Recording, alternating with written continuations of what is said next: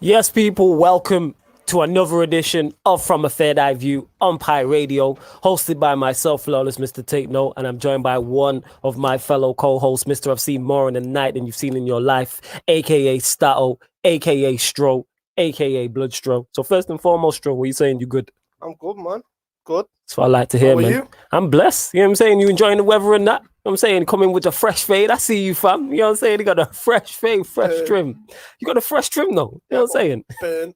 Did you not put no sunblock on? Is that what it is? It's just, it's just, You need to be prepared, fam. You know what I'm typical saying for these Englishman on things. holiday pink. That's exactly what I look like. I'm pink. You don't look nah, but at least you got a fresh trim with it. You know what I'm saying? Pink. All right, you. There's no way around it. I'm pink. Like if I was to stand next to that, you would not see me. For those that don't know, we obviously have the backdrop for the Afrobeats, the Afrobeats party that's coming up Pi Radio Sunday the 27th of June, 3 p.m.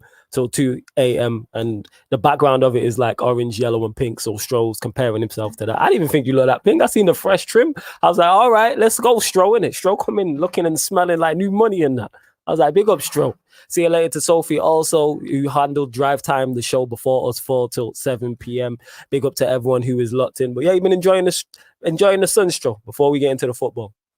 Yeah. Been enjoying the weather's been beautiful for the past week. And then a couple of days ago, where I'm going to be starting something. Okay. News broke. All right, let's go. Now, for those watching, for those listening, I said to Flawless, I need you to trust me because I need to get this off my chest. He doesn't even know which way I'm going with this. He doesn't know what's about to come. No idea. So, let me just lay a bit of history and a bit of ground for people that don't know what I'm about to get into. Okay. 2016, there was an inquest. Yeah. For 96 people that went to a football game and never made it home. So for those of you that don't know what I'm talking about the Hillsborough disaster, where Liverpool fans were playing at Hillsborough in the FA Cup semi-final. 96 fans were wrongfully accused. They were slandered across the media. Yeah. They were destroyed by politicians and people high up in government. They were touted as criminals. They were trying to say that 5 and 6 year olds that sadly passed away were drinking and they were intoxicated. Yeah. They were labelled the worst of the worst for years. 2016, there was an inquest where it was deemed that there was 25 failures, primarily by the police. Fans were exonerated of any wrongdoings, which is a big thing that I'm going to say because I'm going to come back onto that in a second. So just remember that fans were exonerated. There was no wrongdoing on behalf of any Liverpool fans. So all the lies that you've heard with regards to Liverpool fans turning up without tickets, Liverpool fans were intoxicated, Liverpool fans were being reckless, Liverpool fans were doing this, and that, exonerated of all wrongdoings. Because Liverpool fans didn't do any of that. And so it was clear, and it was in the inquest where it was basically said that Liverpool fans were wrongfully killed. That's a key point, wrongfully killed. So we come on to, I believe it was Thursday. There was the court case. Now, Liverpool fans back in 2016, the Hillsborough families specifically were hit with a gagging order by the police, so they could not talk about any court proceedings. Liverpool Football Club couldn't talk about any court proceedings, nothing. That gagging order is now gone. So now what you're about to see is the thunderstorm that's coming. Because here's the point, and this is the issue. So South Yorkshire Police, first and foremost, and then Midlands Police. Now you're probably thinking, why Midlands Police involved? I'll tell you why Midlands Police were involved in a second. But in the court case, bearing in mind, it was at the inquest, it was determined that 96 Liverpool fans were wrongfully killed. Remember that. 96 Liverpool fans were wrongfully killed. Yeah. The court case that's been going on for a number of months, since last year, and obviously it's been delayed because of COVID and all other stuff. The judge decides that it's not a criminal matter. The police and South Yorkshire Police, the people who were involved on the day, shouldn't have to face any legal proceedings. So not only have these fans the families, the memories, everyone associated with Liverpool have been dragged through the mud by the Sun newspaper, by other media, by reporters, by journalists, by Margaret Thatcher, who was Prime Minister at the time, by people in government. It was proven that 96 fans were wrongfully were wrongfully killed, and yet no one is standing account for it. And then, 30 minutes after that news, you then see this. South Yorkshire Police have agreed to pay compensation to 601 bereaved Hillsborough families and survivors for the lies and cover-up. But they don't need to face any legal proceedings. So they're more than happy to pay out 601 families that associate with the Hillsborough disaster because of the lies that they said. And then it's on document, and you can go and find this on the internet because I've done all my research on this. You can go and find it on Google, where you will find interviews, statements by head of South Yorkshire Police basically admitting that police on the day changed their statements and were altering statements for months after that just to make sure that South Yorkshire Police didn't get brought into it, even though they were the ones that were in the wrong. Same with, and then Midlands Police, the whole reason why I mentioned Midlands Police, because South Yorkshire Police hired Midlands Police to come and check that the Hillsborough disaster was all above board, that they handled it correctly, and they've now agreed to start paying compensation as well. Okay. So this is one thing I wanted to address, because you see it, tribalism, United fans mention it, you see City fans mention it, you see football fans in general always talk about wrongdoings. Forget the tribalism for a second.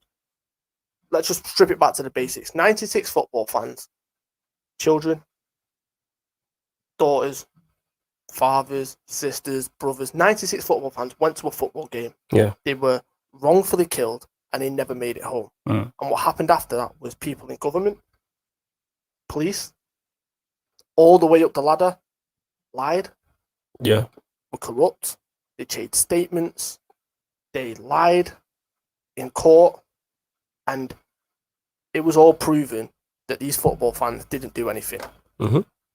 Now, I seen the big protest when it came to the UEFA Super League and how football fans came together. I'm disappointed in football fans as a whole. Forget this is Liverpool I'm talking about. Where is the same energy when it comes to this? Because this could have been United fans, this could have been Manchester City fans, this could have been Everton, Chelsea fans, Arsenal fans, this could have been any fan across England. Not the same energy. Works. These men lied. And we're not just talking about making a wrongdoing in a statement. We're talking about government officials, the Prime Minister, one of the highest you can get on the ladder, lying in statements, in councils with other governments and MPs, talking about how these Liverpool fans were intoxicated. And we're talking about 5 and 6 year old little boys, little girls were intoxicated of alcohol. And that's why it happened. Nothing to do with the fact that how bad and wrongfully it was policed. Nothing like that. And then when I see this, and I see that they don't have to stand trial, and I see that they don't have to face any judgment, but yet they're happy to pay 601 families associated to it for the lies and cover-ups that they've admitted to. This is exactly what is wrong with football in England. This is what's wrong with the judicial system. Everything just stinks. And I'm sat there as not only as a Liverpool fan, because I've got family associated, I know that my family members have got friends and people that they know were tragically suffered by it. But as a football fan, I'm disappointed.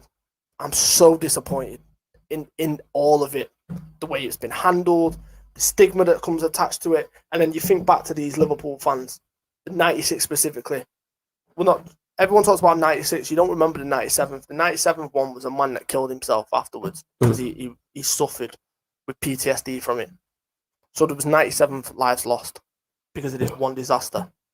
And I had to start there because this has been grinding my gears for the past couple of days, because it's just like I said, this is bigger than Liverpool. This is bigger than this is bigger than football. This is bigger than sport. This is literally a life or death situation. Go on, family, continue. And this is what's bothering me. It's just the fact that none of them are standing trial for it. And you've openly admitted to lying and corrupting. But like I said, so you've been to football games, right? You felt safe at football games, right? 100%. Imagine turning up to a football game expecting to be safe, because that's what these Liverpool fans did. And then something happens 100%. because of how badly it was policed. Yes. And the blame gets put on you. You were there, you witnessed it. Yeah, you seen everything that happened. You see fans of your own club die.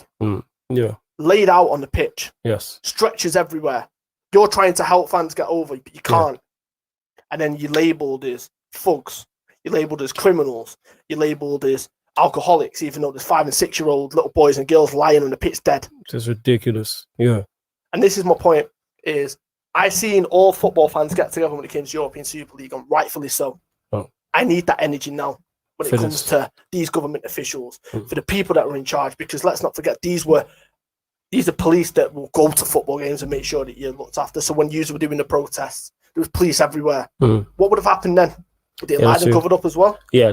This is the energy I need now. Need that same. Yeah, I understand fully what you're saying. And I just want to say, for those of you that don't know, go and do your research on it. Don't just start spouting off Hillsborough this, Hillsborough that. Do go and actually do your research. You might have heard that Liverpool fans were turning up about tickets and stuff like that. It's lies. Go and do your research. That's all I'm asking. Those that are listening, those that are watching, go and do your research on this, because when you strip it back, innocent little boys, little girls, mothers, fathers, sisters, brothers, uncles, aunties, grandmothers, they went to a football game expecting to be safe, and they were unlawfully killed. Yeah. And no one is standing trial for it. It's ridiculous. It's a disgrace. Yeah, it is. Massive injustice. I didn't know that's where you was going to go, but whatever you're saying there is facts. And anybody watching this live right now or watching this back, I hope Stro has helped you, has educated you, and let you know what happened. And go do your own research and go and talk to, if you know any older Liverpool fans, go and talk to them, because they'll be able to tell you more on it. Like, I've learned a lot about it. And obviously I knew about the Hillsborough disaster, but you on here and in private off air have told me a lot about it as well. So go and talk to a Liverpool fan who's older, and they'll be able to tell you that. I'm sure Ryan, who's in the comments, I'm sure his dad, who's a Liverpool fan, and he's got other family members who are probably older than him that are Liverpool fans, will explain it better to him as well. Big up to Malcolm, though. He says, big up the man. Jacob saying government don't care about the public. He also says they take us into wars we don't want. They hoard wealth, take away our local farming and fishing industries, prices out of our hometowns. I don't care if it's Tories or Labour. We're on radio, so I can't say that, Jacob, but I get what he's saying. He said they just don't care. It's an anti-human agenda. Ryan says big up Flawless and Stro, and it's a shame that we have to start on such a sad note and nobody's being held accountable for it. That's all you're asking for. You know what I'm saying? It's somebody to be held accountable for these injustices and people, 96 people or 97, as you stated, losing their life. Because if that's me or you, that caused one person to lose their life, not 96 or 90, not 97 people. If me or you caused one person to lose their life and it was known and there was evidence of it, me or you would be punished, and rightfully so. So why are they getting away with it? And then you go from that, which was not only heartbreaking, but gut-wrenching, because I've seen Liverpool fans through the media, you talk to people that were there and some of the families that have suffered from this for so many years. And then you go from that, and then you just want a bit of an escape with football. And then obviously the England game comes around. Well, I'll let you take that one away. And then you sat there. Like I said, so after 32 years of hurt, from a Liverpool fan point of view, I just wanted an escape, and I just wanted football. So I watched the England game. And England came out with a statement in regards to how all the players, and rightfully so, I'm just going to say that again, rightfully so, turned around and said that they will continue to take the knee. Now, forget your stance on whatever. That knee doesn't just signify Black Lives Matter. Now, I know a lot of people are getting political with stuff like that, and they're saying that they don't appreciate that, or they don't like the way that was handled, etc., etc. I don't care. The reason why England players are taking the knee isn't just because at one point. It's because so every single person, not just in the UK, but in the world, can have equal rights and be treated exactly the same, regardless of skin colour. Forget Black Lives Matter for a minute. If you don't like that, cool. That's your agenda. They're not doing it for that. You're happy to cheer England, and you're happy to cheer people like Marcus Rashford, Jadon Sancho, Tyrone Mings, Kieran Trippier, Kyle Walker, just to name a few. There's so many. Saka, Trent. I can name all these different players. You're happy to cheer them. The second they want to take a knee, just to be treated equally, suddenly you want to boo. Now it's an issue. You're a disgrace to football. Facts. I don't want to see fans like that anywhere near football games ever again. Yeah. And then the news came out that the Manchester United fan who was doing the monkey chants at the Manchester City game. Okay, was the United fan, City fan? The Manchester City fan. Yeah. And he's been banned. Which is right. Banned for life. That should be the minimum. Yes.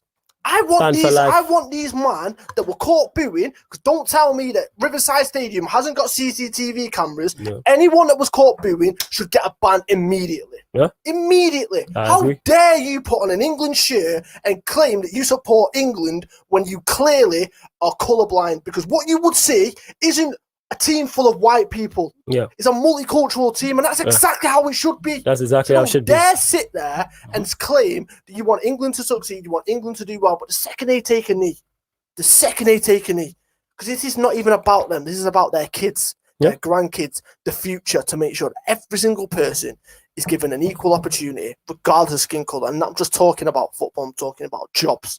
I'm talking about just walking down the road and being safe. Yes. Walking home from somewhere and being safe. Not being racially targeted because of your skin colour. That's all they want. Yeah. And you think you have the right to boo that? As an England fan, a proclaimed England fan. Yeah. Disgrace. It is a disgrace. I'm letting you go off. It is a disgrace. And for those, you mentioned it there, talking about the whole political aspect of it and Black Lives Matter. Like Stroll said, there's not really much I can add to that. It's bigger than that. People are like, oh, well, taking the knee won't stop racism. Taking the knee is not meant to stop racism. That is not the goal of it. You know what it does? Raises the awareness of it. That's what it is. Because people are going to see football is taking a knee of all colours, all the England players, so all of the players, all the black players, all the white players, everybody taking a knee. And there might be someone who doesn't know why they're taking a knee. And they go, what's that for? And then someone they know might say, oh, it's because of this, and this is that's going on. This is racial awareness, because there's black players of all clubs who, as soon as their team loses, gets racially abused on social medias. We expect it now. It's regular. It's the norm now. When Manchester United, what's crazy is United played Villarreal in the Europa League final and a penalty shootout's going out. And obviously I'm a United fan. I don't want any of my players to miss. But what was worse was in my back of my mind was when anytime a black player stepped up, I'm like, please don't miss. Because you're gonna get, it's gonna be bad as it is, but you're gonna get racially abused. So that goes for Rashford, Fred, Axel, the list can go on. So speaking of Rashford, that whole thing, I don't know if you've seen it. Go on. So he listed screenshots and posts of racial abuse that he got. Yeah.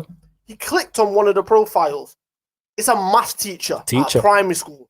It's teacher. Do you understand how disgusting that is? The thought that this horrible human being is teaching the youth of our future. Yeah. That's the mad part. And you know what else is crazy is not only did he not do that from a hidden account, he thought, I'm in the crowd, so I won't get caught out. And he felt comfortable because now that's been raised that's raised the awareness that he is now a maths teacher. That could cost him his job. That could easily cost, and I'm very happy about that. But what's scary about that though is you telling me he probably has black kids in that class. Exactly my point. I don't know where it was, but it's a strong possibility he has black kids. So my first thought is, how's he teaching them kids? How's he teaching them kids? Yes. How's he treating them kids in terms of, for what, you're going to give favours to the white kids? You're not going to give... Like, but hey, there's a reason why the KKK wear hoods. As Rand said, that's a fact. Yeah, you know what I'm saying? Because these people they don't make it right. These people live in society amongst us, which is crazy. This is why I am disgusted in Britain. Because we have made it so comfortable for these disgusting human beings to feel that they can feel comfortable when making these kind of statements. Yes. Regardless whether you're behind a social media screen or not. Yes. Regardless whether you're at a match day or not. Yeah. No, these men need banning. Facts. There needs to be zero tolerance. Like you spoke about the European Super League and everyone banding together for that. We need everyone to band together for racism. But you know what the problem is? Most people, I can't say most people, a lot of fans don't care.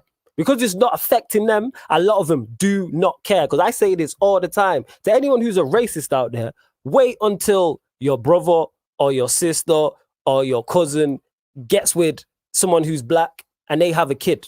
And then you have a mixed race niece or nephew and they get racially attacked by someone or they get racially profiled by the police. Your stance will change on it. I am telling you now, your stance will change on it. And I love that. Nothing better than that than seeing racist white people end up with black grandkids or black nieces or black nephews in your family. Like, I love that. I absolutely love it. And then, like I said, when it happens to you, you're going to feel it then, innit?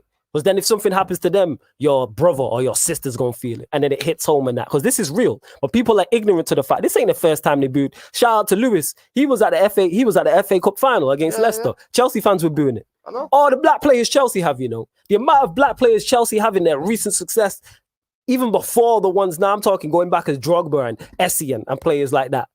Ashley Cole, Maludo, I can continue on. But yet they'll still boo them for taking a knee to raise. And the thing is, they're raising racial awareness. That's what it is. These are uncomfortable conversations. I don't want to come in here and have to talk about it, neither does Stroll. But guess what? This has to be said.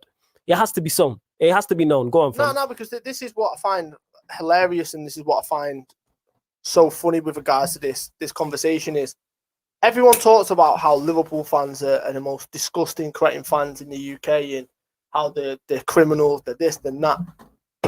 I can go and find you video clips of whenever Liverpool players were taking a knee and the fans were in the stadium, they cheered loud because they know exactly what it stands for, because they're proud of Trent Alexander-Arnold. Yeah, of course. Came through Liverpool. That's crazy. One of their own. Yes. They want him to succeed. Yeah. They're proud of Naby Keita when he steps on the pitch, even though he's not English. Same with Divock Origi. Same with Mane. Like, Liverpool look after their own. Doesn't matter what skin colour you are. Doesn't matter where you're from. Yeah. We look after our own. We need more of that. Yeah, facts. And it's honestly, like, it is disgusting. Prime here is saying before you go, he says, I actually couldn't have said it better myself, Stro. Jacob says, but raising awareness just promotes racism as an idea. No, Jacob, it's not. And let me get to the second comment. It doesn't. Let me get to his second comment. He says, hasn't racism risen considerably over the past years? Is that because it's getting so much airtime? No, it hasn't risen. No, it's always been there. It's been more. Highlighted. That's what it is, Jacob. And this is why me and Stro have these conversations. Racism has always been there. All it is that you have social media and it gives people who are racist a platform to be racist. These racists just didn't pop up because players started taking a knee. These racists just didn't pop up if Rashford has a bad game or Martial has a bad game or Axel has a bad game. They've been there, but now they have a platform to spew this. I say this all the time about social media. People say, oh, the world's getting worse. No, it's being highlighted. All social media did was hold up a big mirror to the world. And it's shown us how stupid we are, how racist we are, how many like, if you go to your timeline right now, any footballer you follow, this is to you, Jacob, and anyone else, I guaranteed in whatever play, pick a black football player in the Premier League, anyone, in his first 20 mentions, there's someone being racist to him. In his first 20 mentions, there's someone being racist to him. I've had racist abuse before. On social media. So has Rance, so has Aaron, so has Saeed, so has Nuruddin. The list goes on and on. Ryan, who's not even black, he's an Asian guy. He's had racial abuse before when we've been on channels before. Pick one. So no, it's not risen because it's getting so much airtime. All it is being highlighted more, and it needs to be highlighted because we need to make these men embarrassed. Go on. I just need to address this comment. Yeah, that's cool. But this is what we're here for, is to have these conversations. Right. So I've just seen Jacob's comment where he says, so many people being racist now because of constant talk about how wrong racism is. Obviously it is, but kids are not aware enough and old enough to have developed social ethnics, etc., etc. Right. Go on, you go first. You attack this. And then I'm talking from a parent's point of view, right? That's on the parents. That's on the teachers. Yes. That's on the older heads, the OGs, to educate them. Because I'm going to be completely honest, when I was younger, I didn't fully understand it. Yeah, because it didn't affect me. Yeah, it's complex as well as a kid. You ain't thinking about those things. One thing my mum did, which I will never, ever, ever, ever, ever criticize her for, and I will always love her for. My mum and dad turned around and went, you're not going to the same high school as every single other person in your primary school, because I was the only one that didn't. Yeah. We're sending you to a multicultural school because we need you to fully understand it's not just you that's in the world. It's not just you with that skin colour in this world. I want you to understand everything. It's the best thing they did. I came out with family members out of that high school. Yeah. People I love of all different religions and all different backgrounds. And you know what? Best thing they ever did, which is why I speak so much and I speak so with my heart when it comes to this, because I've walked down the road with him. I've seen the kind of looks they get. I've heard the kind of things that they get said about him. This isn't just about promoting it, or this isn't just about mentioning it because it gets worse. No. What we're trying to do is to get it to a point where this stuff does not exist anymore, because we are in the 21st century, for crying out loud. This shouldn't be and the thing is, we will never get it to that point, but It doesn't mean we're going to stop fighting. It doesn't mean we're going to stop highlighting. That's so ignorant. So you lot have problems for every solution, and that's so ignorant. Just because racism isn't going anywhere, which I know it's not going anywhere, doesn't mean we won't continue to talk about it and highlight how wrong it is and combat it. 100%. So many young people being racist now because of the constant talk of how racism is. Obviously it is, but kids are not aware enough and old enough to have developed social etiquettes, what to do. Here's the thing, that's nonsense, Jacob. That is absolute nonsense. Kids ain't being racist because of how much talk of being racism is. You acting like there wasn't racism before social media. This has been happening since people was on this planet. Go back to the 1950s and that slavery happened for a reason. Go back before that. Like, there's a reason these things happen. So it wasn't because it's being talked about. Colonizing and everything along those lines. This is deep. It's taught. And the thing is with racism, and you're talking about kids there, it's learned behavior. But at the end of the day, yes, that's not the kid's fault. If a kid who is 5 years old has racist parents, racist grandparents, and they grow up and they're racist, that's not on them. But then when they get to a certain age, that's on them. If you get to 18, you have to realize that's wrong. Yeah, because you can learn better. Yeah, you learn better. You have to know in that. And he's saying you can't force a racist not to be racist. No, you can't. You can't, but what you can do is highlight it. Make him as uncomfortable as possible. Your racist comments make the player feel uncomfortable, make the person feel uncomfortable in that situation. That's what I want. I want you to feel as uncomfortable. See that? And Jacob, this is nonsense, but you can certainly encourage kids to be racist by telling them over and over again that's wrong because they know it gets a never. That's stupid. Jacob, what color are you? Because that is stupid. That's the worst rhetoric I've ever heard. I'm all open for open discussions and that, but that is absolutely nonsense. That is absolutely nonsense. You can encourage kids to be racist by telling them over and over again that it's wrong. No, you can't. No, you can't. You know what I'm saying? If you're a racist, I can't even say what I want to say on here because obviously we're on legal radio and that, but if you're a racist, that's on you. You're one of the worst kind of people in the world. If you back it, if you back that, you're one of the worst kind of people in the world also. I don't like this rhetoric. Jacob, what color are you? Because I'm guessing you're white. So I'm just looking out for the kids, mate. They shouldn't be surrounded by ideas like prejudice. Right. What do you mean? All we're saying and all we're talking about is the fact that it's a disgrace. One sec, Jacob, I never called you a racist. I never said you're a racist. I said, I bet you're white. That's what I said. Why does it matter what color I am? Because only a non-black person would say this. Because you never suffered from it at all. That's why you would say this. Because this rhetoric you're coming out with is very dangerous. So that's why I'm cutting you off on that. It matters what color you are. And the fact that you won't tell me what color you are lets me know that you are indeed a white guy. I know this, facts. Same way last week when we did the show and I said, when we was going back and forth and I was like, this guy's deaf for Ollie in. Oh, yeah. Same thing. You know what I'm saying in that? If you know black people who think like you, they're wrong as well. If you know black people who think talking about racism encourages people to be racist, then they're wrong too. And I would tell them that the same way. Go on, fam. No, because the whole point, what I'm saying is this whole topic and this whole conversation came about because it's a discussion that needs to be had in all areas, in every group of friends and stuff like that. And here's the same thing that I'm trying to say is comments like that. One thing I hope that you learn from this and you gain from this is knowledge, is experience, but you actually learn something from it. Making comments like that, you don't understand what kind of an effect that can have going forward. Because if everybody thought like that, we would never change. We just go around in this vicious cycle and nothing ever changes. And like me and Flores was saying, is what then happens when you start to become affected by it? Are you going to start thinking the exact same thing? Are you going to start asking the same questions? No. And Zanos, you said it there. In what context does talking about racism encourage man to be racist? This is my point, though, is that people give excuses for it like Jacob. And I've never called you a racist, Jacob. What I'm saying is you have dangerous rhetoric and you have racist rhetoric because that's something a racist would say. I'm racist because people keep talking about it. No, you're racist because you're one of the worst type of human beings in the world. That's why. That's why. Right, so then homophobia is exactly the same thing. That's another thing that needs to be brought to the attention because you've got openly gay football players that won't come out because they're scared of what kind of abuse they get. And do you know why? Because they've seen what their teammates, what abuse they're getting just for having a different skin color than them. So obviously they're not going to come out and talk about it. This guy's talking nonsense and that. I ain't even into this and that. In a bit, Jacob. Man, it's just talking nonsense. I'm not having this. See that? See rhetoric like that? I'm not having it in it. You hear me? Hold the block. I'm not having no nonsense talking. Absolute garbage. And I want to make this point perfectly clear. As someone that's white, as someone that hasn't ever suffered by it, I don't want people like that watching this show. No. I'll be happy if you go watch something else. Yes. Genuinely, I don't care. Talking about all these black people that think like me. Because listen, that man over there, that's family. regardless of skin color. I will stand by him and he will stand by me. And I genuinely mean that from the bottom of my heart. So if we've got fans like that, don't watch. Don't watch. Yeah. Don't listen. Don't watch anything I'm involved with. None of the content. I don't want to go back and forth with you in that. There's no grey. We're not discussing a football player here and deciding if he's good enough or not, or a manager. There's no grey area. No pun intended. Racism is black or white.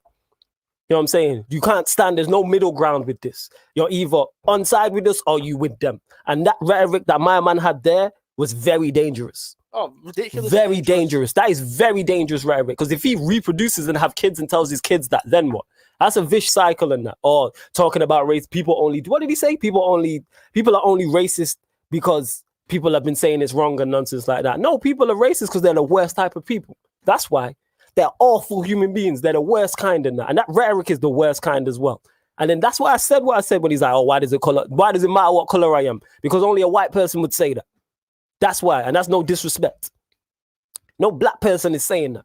I'm telling you now, he's saying, oh, I got black. And he hit the line of, oh, I got black people like me. Where? Anyways, moving on. Back to the point. Yes. I was so disappointed, not just as a football fan, but as a human being to witness the FA Cup moment, the two England games. And it's just like, imagine you're a player. You're an England player. You want to succeed, but then you're like, why am I putting so much effort in when I've got fans like that are doing just because I want a bit of racial equality? Yep. Like, it's disgusting. The thing is though there, fam, equality, not better than, equality. Yeah. That's all we're asking for. And what's mad is with people like that, Jacobs, them all lives matter dons, because that's what I call them, man. Them all lives matter dons. I seen it popped up in my memories because it's been a year today. I think something happened and it was like a whole Black Lives Matter thing.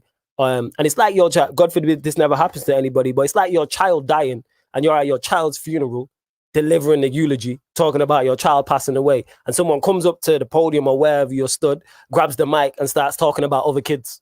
That's what it is. Exactly. That's what it is. You'd want to chin that person right there. Imagine what I just said there. You're a funeral for anybody. You're a parent, a grandparent, cousin, whoever, and you're up there on the podium at the funeral doing the eulogy for anybody. Let's say, for instance, it's a brother. Let's say it's your brother, and you're doing a eulogy for them, and then someone comes up there and goes, "Yeah, what about my big brother?" Ridiculous. Exactly. Dangerous rhetoric, man. And see what? This is the reason why I love having these conversations on platforms like this, is because people reveal themselves and reveal their true form. That's why I love it. Because people always talk about, when I start talking about racial things, my followers go down. My followers never go down because I've been talking about these things for the longest, for yonks. And I will continue, whether it's Pi Radio, whether it's Sarcasm City TV, whether it's whatever platform I'm on, I will continue to talk about these things and make people like Jacob uncomfortable. Yeah, make them all lives. I'm not going to call him racist because I don't know if he's racist. That's too strong. But he's definitely all lives matter rhetoric. So this is a fascinating point. So I do this on purpose. So I've been on just above 1,600 followers, on Twitter, right? I start tweeting, retweeting stuff about racial equality, stuff like that, right? Suddenly my followers start going down. And lo and behold, I'm at that point right now where I've just looked. Your followers are going down. 1610 to 1596. All because I've been sharing stuff with regards to people kicking off because the fans were booing. Okay. Good. Yeah. I don't want you guys following me. I don't want people like that. And I want people following me like that. I don't want people watching any of my content. I don't even want you interacting with me. I don't want you saying hello to me on the street. I don't want you atting me. I don't want you DMing me if you have that rhetoric. And Zanos here, he made 2 great points. I want to go back to this because he said, where was it? Hold up. Where's the comment? Again, this, in what context does talking about racism encourage man to be racist like it's our fault? Like it's our fault. And he also said, Zanos, you spot on. Man ain't ready to talk about the reality of things. They want to talk about what suits them. This is it. Because like I said again, and this is no disrespect, because Stroh here is white and that, but only, and I'm not talking about Stroh here, but only a white guy would have that type of rhetoric. Yeah, because he's never let me reiterate that. Only an ignorant white guy, because you're not an ignorant white guy. You know what I'm saying? Only an ignorant white guy would have that type of rhetoric because it doesn't bother him. And that's the biggest issue right there. Because it doesn't bother you and you have no concern of it and it's never going to affect you. It's cool on that. Like, no, it doesn't work like that. Because like I said, wait until somebody, like I keep saying, wait till someone black gets into your family. Wait until someone black gets into your family. And I keep it real. Black people as a nation, we love to have sex, so we are gonna get you. Eventually, we're gonna marry into your family or something like that, and wait until it's your niece or nephew. Then what? They're getting racially abused, isn't it? You telling me you reckon that the likes of, because some of these players come from dual heritage, some of them are mixed race. Exactly. Telling me they might not have white grandparents in that, or white grandparent, or white mama, or white dad, or white nieces and nephews, or white wife, white brother-in-law, sister-in-law, mother-in-law, etc. and that. But that's why we have to have these conversations, because Xanos here says it. If we don't talk about uncomfortable stuff, how do we build as humans? But the thing is, Xanos, racism is only uncomfortable if you have racist rhetoric. Why can me and Stroll have this conversation and not have no problem whatsoever? He never feels uncomfortable at any given point. I make him feel more uncomfortable talking about football stuff. How do I not? And there's other white people that are close to me as well that I'm not uncomfortable talking about it. I'm not even saying, because white people do say as well, I think Alan Shearer said it, I don't want to speak out on it as a white guy in case I say the wrong thing. And I understand that, I get that, but you know what you do? Just condemn it. Talk about how bad it is. No one is ever going to kick off at anybody for saying racism is bad. No black person, I should say. No Asian person. No logical white person. Ignorant people will. Talking about the knee. Why is the knee an issue? Because it makes you uncomfortable. That's why. Or just get on and play football. Just entertain us. That's what it is. It's just entertain us, just score goals. Let Rashford score the winner in the Euros in the final. You know what I'm saying? In this upcoming Euros. You're telling me that man who booed the knee ain't going to be celebrating, singing his name. Whether it's Rashford, whether it's Dominic Calvert-Lewin, whether it's Sancho. You know what I'm saying? Whether it's Tyrone Mings, whether it's, well, Trent's not going, but whether it was Trent, whether it was Saka. Pick one. Walker, you know what I'm saying? Walker, Trippier, pick one. These men will be celebrating. Even forget the Euro of Croatia. England play on Sunday. Let Rashford bag the winner. Or Sterling. You know what I'm saying? And that goes for clubs as well. It's kind of like entertainers. Shut up and play football. You're paid a big amount. Shut up. We don't want to hear about your life issues and that. Like, no. Yeah, but it doesn't matter what amount of money you want. You should never, ever, ever have to suffer ridiculous any form of racial abuse. And that's why I was so disgusted. And then you see certain performances on the day, and it's just like, oh, it's down to this, it's down to that. It's like, no, like we don't understand what's processing in their head. Like that would be enough to throw me off. Well. But no one wants to talk about that side of it. Yeah, big up Flawless, always seeing all angles in life. Tropical Cream says forgiveness is king. In what sense? I ain't forgiving no racist. Once you racist, there's no forgiveness. That's just me though. I have a zero tolerance on that. That's what it is. Max Kennedy says Trippier is white. Trippier is mixed race. Trippier is mixed race. He might look more white, but Trippier is mixed race. Yeah. Same way Giggs is mixed race, but he looks white. Exactly. But you wouldn't know that. Giggs wouldn't get that abuse in that. But it wasn't until, was it recently? It wasn't until recently people figured that out. Only like that Giggs has got, that Giggs has got black in his family. Yeah. That Giggs is, so Trippier is mixed race. Nah, you must not forgive, man. You say you must forgive the Lord. Tell us, hey, I'm more Malcolm than I am Martin. I'm sorry, Tropical Cream, innit? That whole, and I love Martin Luther King, but that whole turn the other cheek thing is not for me and that. Yeah. Because there's only so much you can turn the cheek before it. And the thing is, we're not even being aggressive about it. If we were being aggressive about it, I would understand in that. They're taking a knee. There's peaceful. It's a peaceful protest. It's a peaceful protest. They're taking a knee before a football match. It's not like they was up there doing the Black Power fist. You know what I'm saying in that? It's not like they were saying Black Lives mean more. Them man took a knee, and it wasn't just the black players; it was the whole team. And you know what's the worst thing to add to it as well? They explained beforehand why they're doing it. Exactly. They explained, so you can't even be in the dark or in the grey area about it. That's what I mean. So, listen, different starts from a third eye view, but it's exactly what was needed, and it was topics that needed to be discussed specifically. And like I said, when you then start dissecting players' performances and stuff like that, it's like you can't criticize them because you don't know what's going through the head at that point. Thanks. Like, cause just watching it got me mad. Do you imagine what they're having to do? The professionalism that they shown to not walk off the pitch at that moment. If they'd have walked off, I never would have blamed him. I'd have cheered it, and I genuinely mean that. Yeah, if that man would have done that, you booed the knee. You boo the knee. You booed black players, and you booed the country you're there to support for raising racial awareness. for raising awareness about racism. Do you know how ignorant and backwards that is? You know how stupid you are? You know how stupid and dumb you are? You're an idiot. You should not be allowed to procreate. You should not be allowed to procreate. Never. Yes, boss man. You should never be allowed to procreate if you boo the knee. If you boo somebody for raising awareness about racism, the same way if you boo someone for raising awareness about sexism or homophobia or anything in that nature, absolute nonsense. And I'm not just saying this because it's they booed the knee. They could be doing Asian Lives Matter and I will come on here with that same energy. Same with me. They'll come on there with the exact same energy. If it was white people who was being racially abused, I come on the same as them. Or if it was a certain country or a certain religion, like if it was Muslims or it was Christians or it was Buddhists or Sikhs or whatever, because that is not right. These people should not be, and that's the worrying thing is these people are procreating and that. People just need educating because fair enough.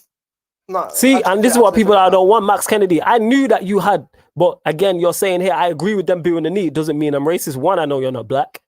And two, from when the first thing you popped up and saying Trippier is white, I knew that you was on this, but I didn't want to get there. As soon the first thing you come and say, when me and Stro are here talking on national radio, we're here talking on national radio, let me reiterate that. We're here on national radio, raising awareness, talking about racism, and the first thing you say is, Trippier is white. You see what I'm saying in that? You see how people reveal themselves but try and mask it? Like, I knew that from when he did that. And he said, I agree with them booing the knee. It doesn't mean I'm racist. I'm not saying you're racist for booing the knee. Did I say that? Stro never said that. I never said that. What I said was you have racist rhetoric because the racists will agree with you. You know what I'm saying in that? The racists will agree with you 100%. It's the same thing when I talked about Ollie in versus Ollie out. You may not be Ollie in or Ollie out. And I go back to football because this is a football show. But a lot of the things people who are in the middle ground say, they sway towards the Ollie inners. Same way in politics. You might not be a Labour fan. But if you agree with the most of the Labour's policies, then I can say, right, you have Labour rhetoric. So that's why, innit? And I'm glad Max Kennedy popped up because that's just another person we can block again. I'm not trying to hear you. Yeah, 100%. But I still had to make it aware to make it feel stupid in that. When he's saying, I agree with, so you agree with booing the knee, but you're not racist. That is facts. You might not be a racist. I'm not here calling anybody a racist. Not in the slightest. What I'm saying is you have racist rhetoric, though. That's racist rhetoric. Same way you can be sexist but have a wife. You can be sexist and love your mum, but you can still be sexist. So that whole, that's, you know what that is? That's the new, I'm not racist, I got black friends. Yep. That's what that is. That's the new version of that. You know what I'm saying? And this is people hiding in plain sight. They won't just come out and say what they want to say. They'll hide behind it. And like, if you're going to be racist with your chest, innit? I don't mess with, why are you here watching a show with there's 3 hosts and 2 of them are black? JV's not here, but why? And if you're new, why are you here? Why are you here watching? If you feel that way, why are you here watching a football show where one of the hosts is black? That makes no sense. Makes no sense whatsoever to me. What did you expect? Well, people are idiots, though. Tropical Cream says, I agree with Wilf Zaha. I'm sorry. I hear you, Tropical Cream. When Zaha spoke on it, I understood his rhetoric on it too. Yeah, and I understood. Got that fully. I fully got what he was saying when he's like, it's not raising awareness. This is why I don't kneel. But he's still trying to fight it. He's not booing it. If Zaha was there booing it, I'd be like, that's wrong. Yo, I'm here for the Euro 2020 preview. Tropical Cream saw my in it, but some things are bigger than football than that. If you don't like it, you know where the door is. Some things are way, you know what I mean? You know where the door is if you want to leave it out. Booing as soon as they kneel, as soon as that, it makes no sense. It's seen as negative. If you want to get back to them, it's better to go interview them if you're convinced they ain't racist. I say that again, Zanos. I didn't understand that comment. Say that again. Malcolm says, let's respect people's opinions. On racism, no, I'm not accepted. Football, 100%. And Malcolm, you're on regular shows with me, but on racism, I am not accepting anybody. There's no, let me reiterate this, 0 tolerance. We're not here discussing whether Ollie's a good manager. I'll have football debates about anything, any player, and have a disagreement with you, and you can be in a total opposite, have a total opposite point of view. But no, racism, no, I'm not respecting it. Nope. Because you don't respect black people and you want me to respect your opinion. And that's not you, Malcolm. I'm talking people who are racist and people have racist rhetoric and that. No, I'm not having it. Don't watch anything I'm involved in. I'm not having it. YG Jez says, any sort of racism or discrimination, I'm always going to be against it. I was dealing with it as a black man since my primary school days. I understood from early days what racism can do to people. That's what I'm saying. And that's heartbreaking. That should not be happening. I said from primary school days, and that's what I mean. As a child. Exactly. So the reason they're taking the knees to prevent stuff like that happening in the future. But you want to boo that. You want to boo that. And then you got people, like you mentioned there, and this is where it comes full circle with primary schools, where you've got teachers. Get me? Dropping monkey emojis and racist and making racist remarks to Marcus Rashford. And in theory, he could be teaching Rashford's son, Rashford's nephew, Rashford's niece. You know what I'm saying? My nephew, my niece, one of my younger cousins, a younger brother, a younger sister. Yep. Even you, fam. I know. You know what I'm saying? If you had someone who was black in your family, it could be your niece or nephew by marriage or something like that. You know how dangerous that is? Exactly. You mad. Booing the knee is also an act of ignorance for the message that booing the knee is also an act of ignorance for the message that kneeling is sending. Facts, you know, they explained it fully, so you're not in the gray area now. You know what it means. But Chelsea fans did it, England fans have done it, and as long as it keeps happening and they keep kneeling, we'll continue talking about it. Yep. We'll continue talking about it. We're 45 minutes in. This is supposed to be a football show, but we're going to continue to talk about it and make everybody who's watching this uncomfortable, and then we're going to block him and keep the show moving. Basically, booing, I see it as a negative, but if people think they weren't racist, they might as well interview them because it's like you're hiding your ignorance, booing as soon as they kneel to me. Yeah, you made that clear, Zanos, innit? Yeah, I get what you're saying in that. I get what you're saying. Prime says, would you guys interview a racist? Absolutely not. I don't have the. Oh, I would. I don't have me personally, I don't have the tolerance or what's the self-control to sit down with someone. I would, because I would pick them apart like you wouldn't believe. I can't. Like, I wouldn't. I couldn't do it. So no, I would never interview a non-racist than that. And if I was interviewing someone and I didn't know they was racist and they came out with racist views, I'd stop the stream and kick them off the show. Yeah, definitely. I'd stop the stream in it. I'm not sitting down in it. Like I said, I can't be as great as Martin Luther King. He sat down with KKK members and that. I can't do that. I don't have the self-control to do that. Hear me? I can't. That's me in it. Like, yeah, Zano says Zaha explained, whereas England fans haven't explained. They don't want to explain, fam. I don't want them to explain. They don't want to explain. They made it perfectly clear after England came out and explained why they were taking a knee. For you to still boo it after that, you've exposed yourself. Tropical Cream says it's mixed messages. Taking a knee isn't clear because it's new to white society. Booing is sending mixed messages, I believe. No, they explained it. What are you talking about? There's no empathy for both sides. They explained it. And just for that, you gotta go too. And I'm not having it. Zero tolerance for it. I'm not having it. You gotta go too. And we're gonna continue talking about it. We're almost an hour in. YG Jez says they made fun of me for my skin, how big my lips were, and calling me monkey. Back then I would throw hands instead of crying because I didn't understand why they were doing it. And like I said on my previous comment, when obviously you made your previous comment, is the whole reason why they're taking the knee is to prevent stuff like happening to future kids. Yes. Kids at that age are innocent. Facts. They don't understand. They don't know. There's no stress. They're just being kids. And for you to subject them to hate crime, because that's what it is. It's a hate crime. Yeah, facts.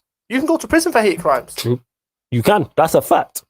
So for them to be subject to that at such a young age, and then you wonder why kids go down a different path and are led in a certain way because they're subject to stuff like that. And it's disgusting. And that's one thing why, like I said, just educate yourselves. It's not that hard. Yeah. I didn't fully understand it when I was in year 5, year 6. Why would I?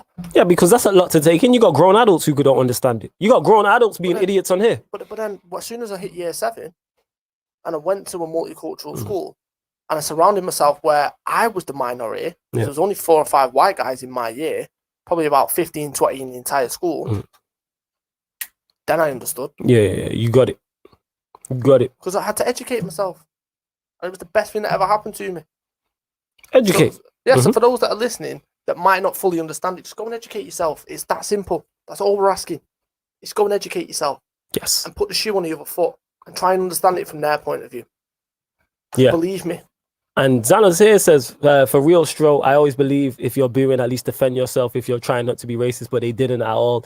Like two sides of the story, but they've just shown ignorance. Unless you know or you need to know about them, Zanos. I got no time for that. Yeah, same. And this is why we're having this conversation. This was only supposed to be 10, 15 minutes and that. But because you get idiots in the comments trying to back racism and condone racism and blame us talking. Man tried to blame us talking about it for people being racist. Know how crazy that is? And I thought it was mad when people tried to blame me for Manchester United's bad results. But you've got people, because me and Stroh are here talking about racism on this platform, blaming us for racism, saying we're encouraging people and that. You know what that is? Racist sympathizers. That's what they are. All lives matter dons. That's what they is. That type of rhetoric. And I got no time for it whatsoever. IG Jez says, the moment I understood about racism, I made myself clear. I want to make sure if I get a child, I want to make him or her understand from early days, even if it gets uncomfortable. Unfortunately, you got to. You know what I'm saying? Yeah, YG Jez, now everyone wants big lips. I'm black too. I got cussed for having big lips. Now everyone want to do it like Kylie Jenner. Facts, man. I got big lips too. Now all of a sudden, everybody wants them. You know what I'm saying? And that. But is what it is. We move. Let's move on from this anyway before anyone else says. Actually, again, like Stroh said, let me reiterate this. If you're a racist sympathizer, if you back them, if you have any empathy towards them, don't watch me. Don't watch this show cut off now. I got no time for There's that. the door. Zero tolerance in it. Please let it hit you on the way out. Like, that's it. Make sure it hits you on the way out. No time for that nonsense. And that's for this show and anything else you see me on. Don't want it in it. You know what I'm saying? If you feel that way.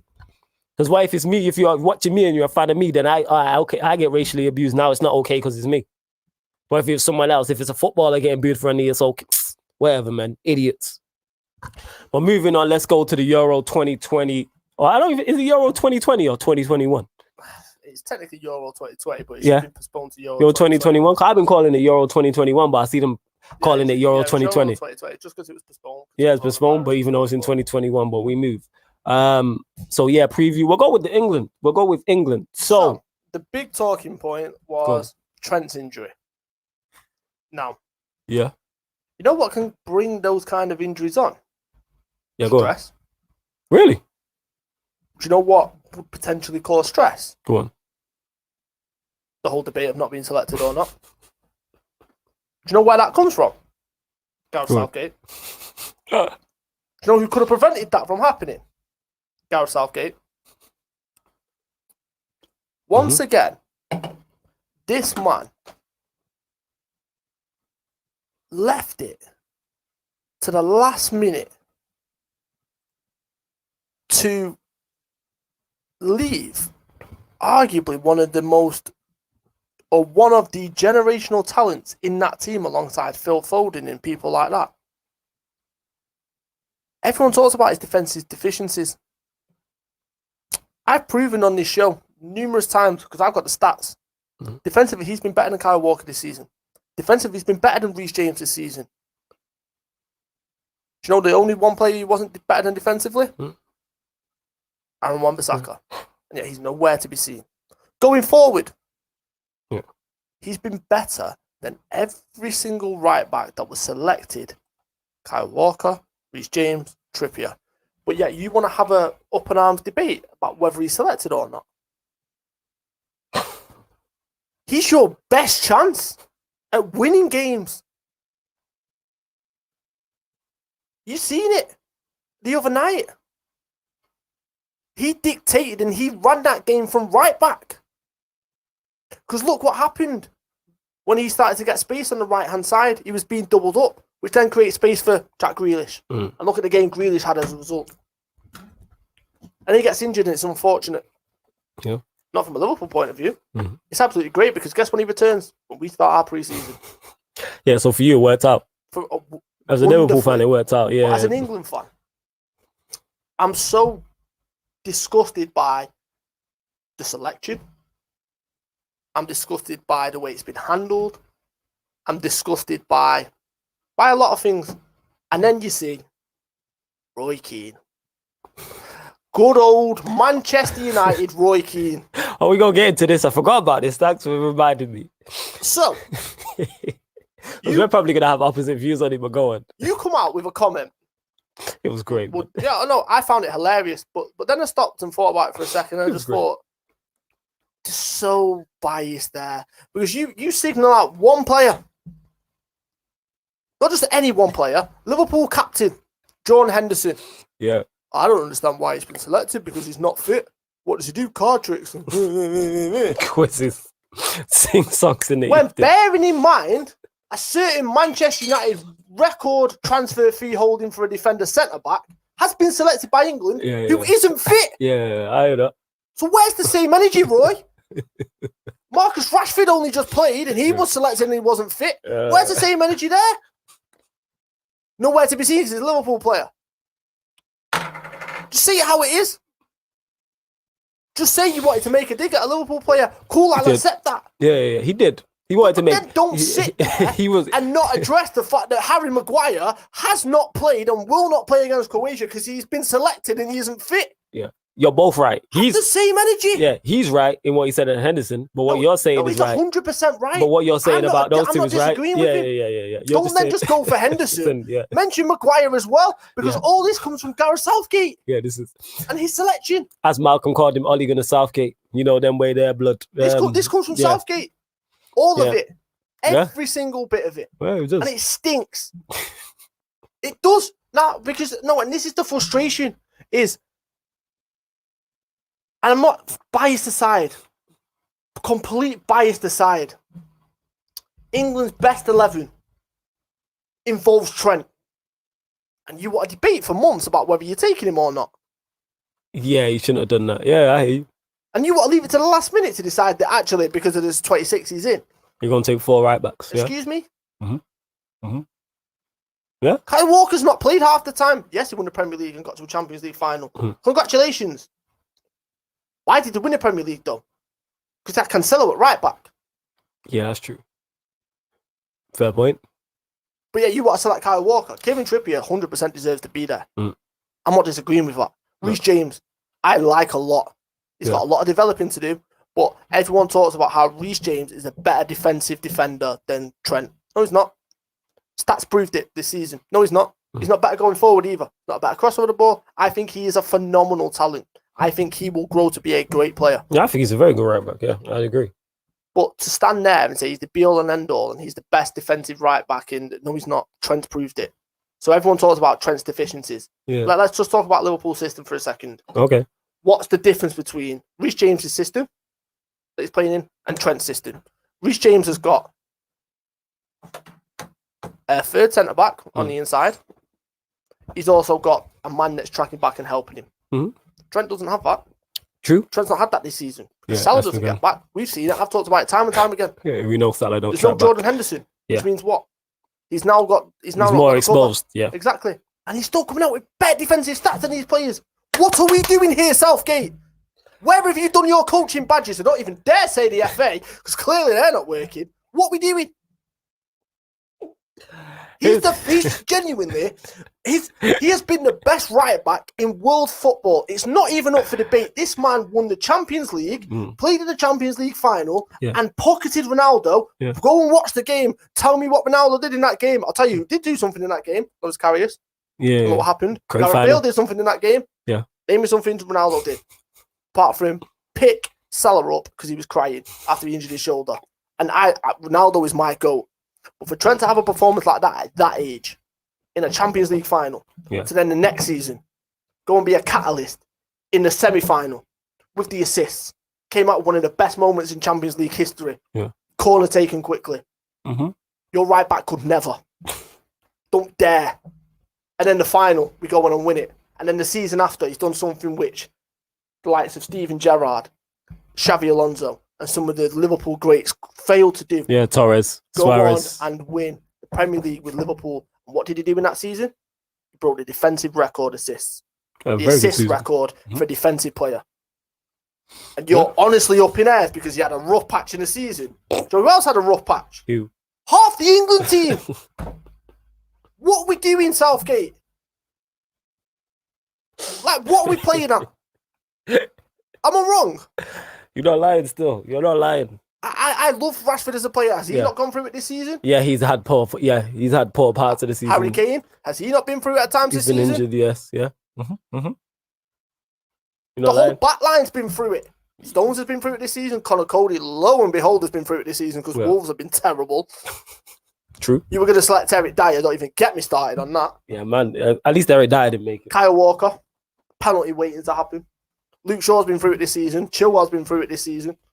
Every single player that I mentioned has been through it this season. But yet you want to signal out Trent about how bad his form is. It was disgraceful man management. So Trent's injured. We then go into last night's game, right? Yeah, you've been waiting to get this off your chest. Go on, family, keep going. And I'm looking at it. And I said from day one, Ben White should have been one of the first names selected as a centre-back. He's head and shoulders above a Tyrone Mings. That's not even up for debate for me. Tyrone Mings has proved that these past 2 England games, he's not at that level. He's not ready for that level. The first game, he clotheslined from hell someone in the penalty box and should have given a penalty away, but no one's seen it. What he's doing, I'll never know. I see that as Sunday League level. Not when you're about to enter one of the major international tournaments. You're not even watching the ball. You turn round and JBL clothesline someone in the penalty area and knocked him clean to the floor. Yeah. How Tyrone Mings is there, I don't know. Ben White should have been the first name on that team sheet. Yeah. Do you know who else should have been in there? The man who's been probably the most informed player in the Premier League since January. Yeah, Lingard should have made it. Lingard's not even in there. Yeah, Lingard should have made it. Yeah, I was saying this. Lingard should have made made Kyle Walker.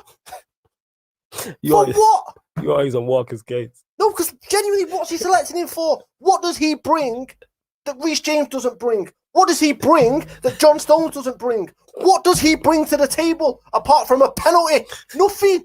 Why is he there? You know what's going to happen at the Euros? And then you leave Jesse Lingard. Yeah. What are we doing? You know what's going to happen at the Euros? Kyle Walker's going to give away a penalty, you know. And I'm going to laugh immediately. You know he is. He's going to give He's probably against Croatia. Or he's going to be against Scotland. I promise you, it's happening. He's going to give away. You know, like, there's certainties in life, right? So when you're waiting for a bus and then 2 come along. That's a certainty. Yeah. When you wake up, some of you have breakfast. That's a certainty. You go to work, you do your job. Yeah. That's a certainty. Kyle Walker giving away a penalty is an absolute certainty in life. How many penalties is he giving away? Let me Google this. But you leave out Jesse Lingard. Yeah, you should have took Lingard. Go on, keep going, fam. You wait to get this. He's the most informed player out of them. Yeah. And that's not even an exaggerate. He is. Yeah, you should have won. 100%. Bellingham selection, I absolutely love. I get that. Absolutely love that. He deserves it.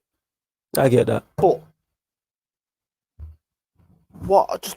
Yeah, you're right. Penalties conceded. He's joint top still. 3rd with Sanchez. Repeat that again. He's joint top with Sanchez for penalties this season. Yeah, 3. He gave away 3. How many games has he played? He's not even played most of them. Let me check. I'm gonna do his numbers now. I'm trying to help you, Kyle, in it, but you know, no helping Kyle. It's kind of yeah. Stroll's here butchering you and that. All right, let me check. Hold up. I want ones where it tells you what they've started. Oh, right. So we played 24 games at the Premier League. I don't know how many started. I'm gonna check now. Games in the Premier League. Yeah. So he played 24. Right, 1 second. So he's missed 14 games. Yeah, Kyle Walker. So, let me just. Let me check. I'm trying to pull up his stats right now. Hold up. There we go. This should work. Right. Trying to get it on a season by season basis. There we go. Parents. Does it say starts? No, it just says 24 and 1 goal, 3 losses. It's perfect. No, I don't even say, you know. See if you can find it. Because they don't tell us how many starts he's had. It just says appearances. Malcolm says Stroll was having his Mickey Mouse moment. Stroll, Southgate, what are you doing? Prime says Stroll just handing your CV for England. Stroll for England manager. I'm with that. I think he does a better job than Gareth. I would say that. But yeah, back to your point, the Reece James one. It depends on what system he's going to play. Because if he I don't mind the Reece James one. Sorry to it's cool. I like the Reece James one. Yeah. For me, you take Reece James, you take Trippier, because Reece James can play as one of the 3. That's Trippier where I was going to go. Play one of the 3 or right back or left back and right back. Yeah. And you take Trent. They were the 3. Yeah, that makes sense. How dare you take Kyle Walker before Trent? How dare you take Kyle Walker before Patrick Bamford, who was the second highest English goal scorer in the Premier League behind who? Harry Kane. Yeah, Harry Kane. Not even selected. The best defensive player in the whole right back system. Wan-Bissaka, not even selected. Jesse Lingard, the most informed midfielder wow. in the Premier League for the past 6 months, not even selected. That was crazy. It's a disgrace. Yeah, it was crazy. It's The crazy. whole selection's a disgrace. Like I said, he redeemed himself slightly by selecting Ben White. Because if you watch that game last night, what I seen was Tyrone Mings sucked out of position time and time again. And Ben White was there to mop up every single occasion. Ben White was the one that came on and cleared the goal line, cleared the one off the line in the first game, by the way. Yeah. I said when he was at Leeds under Marcelo Bielsa in the Championship, this man will get a big move. And lo and behold, Liverpool were looking at him. Manchester United and Manchester City were looking at him. You don't look at a player like that unless he's got potential. He should have been there in the first place. He should have. He's that good. He has got that kind of potential. So we're talking, like I said, one of the biggest talking points that we're talking about players is formation. Because when I seen the 4 right backs, I was like, all right, it's one too many. But if he is going to play a back 3 with wing backs, it makes more sense to me. It makes much more sense if you are, because like you said, both Reece James, Kieran Trippier, Kyle Walker are all capable of playing as right-sided centre-backs and are all capable of playing wing-backs. Trippier, of course, is also capable of playing as a left-back as well if you want to play as a flat-back 4. So that was the key. But then, if I remember correctly, the game against Romania, the friendly before that, he played a flat-back 4. Yeah, he played a flat-back 4. Trippier was left-back. Which made no sense to me. Why would you play Trippier left-back when you've got Chilwell and Shaw? Mings, Cody and Trent. Yeah, I don't understand that. That makes no sense to me. You have Chilwell and Shaw, who are both better left backs than Trippier. They give you balance. None of the City or Chelsea players played in any of the friendlies. It was agreed because when they got to the Champions League final, England agreed with the players that you're not going to play a part in it. That's cool. That's fine. You've got Luke Shaw. Yeah, just play Luke Shaw. Who's a better left back, I'm saying, he gives you more balance. Behold, Luke Shaw had a great game yesterday. Yeah, you know what? I felt so sorry for Luke Shaw yesterday. Why? Because everything came down that left-hand side. Not one of him was his fault. It was Tyrone Mings. And I'm not trying to single him out, but it was like defensively, like, do you understand what it's general basics? One of the players would go and stand on Mings and he'd go stand 5 yards away from him. Yeah. So then he'd go follow him. He'd get sucked out of position. 1-2, bang, they're in. Yeah. I hear you. It's basics. I don't know why Mings and then you see Luke Shaw trying to cover for him. You then see Ben White covering for him time and time again. But like I said, I think he's got the Ben White selection right, which is good. The big one is what he's going to do for the first 11 against Croatia. You played it right. We're gonna both pick our team because but before we go into that, back to the Henderson. Like to me, Maguire, Henderson, or Rashford shouldn't be there. If you're not fit, you should not be going. Simple as that. I didn't watch the second half of the Romania game. I heard Henderson didn't have a good game. Rashford, from what I seen, didn't have a good game. So let me just Maguire got injured. Henderson had a very good game. All right, go on. His passing was excellent. The reason why people are saying Henderson didn't have a good game because he did something I've never seen Jordan Henderson do. Go on. Take a penalty. Why did he take the penalty, though? I know why. For the life of me, I don't know. Why did he take the penalty? But here's the thing. The second he took that penalty, I said in all the group chats that I'm in, the best dad, I looked him square in the face and went, he's missing. Before you even put the ball down. I've never seen Jordan Henderson take a penalty for Liverpool. I've seen Jordan Henderson take a penalty for England. Yeah. He missed it against Colombia in a penalty shootout. Jeez, good memory. I forgot about that. So that was odd to me. Yeah. To me, Henderson should I'm more disappointed in Calvert-Lewin. Stand your ground. You won that penalty. You're the striker. Forget that for a second. Yeah. The first thing I say is, when was the last time you took a penalty? Give me that ball. It's as simple as that. But surely does that not fall on Southgate in terms of who was the designated penalty taker? Exactly my point. The manager should be dealing with that. Where's the leadership? The manager should be dealing with that. Because that should be sought out. That should be sought out. You manage a team. You have a designated penalty taker, correct? Which makes me think the only reason why Henderson would take that ball is because he's been told to take it. Okay. Otherwise, why would he take it? Yeah. He's the captain. Do you know what I mean? That doesn't make any sense. Mm-hmm. So someone as professional as him, he's the designated penalty taker. When would you ever see him take a ball off anyone, ever? You've never seen it.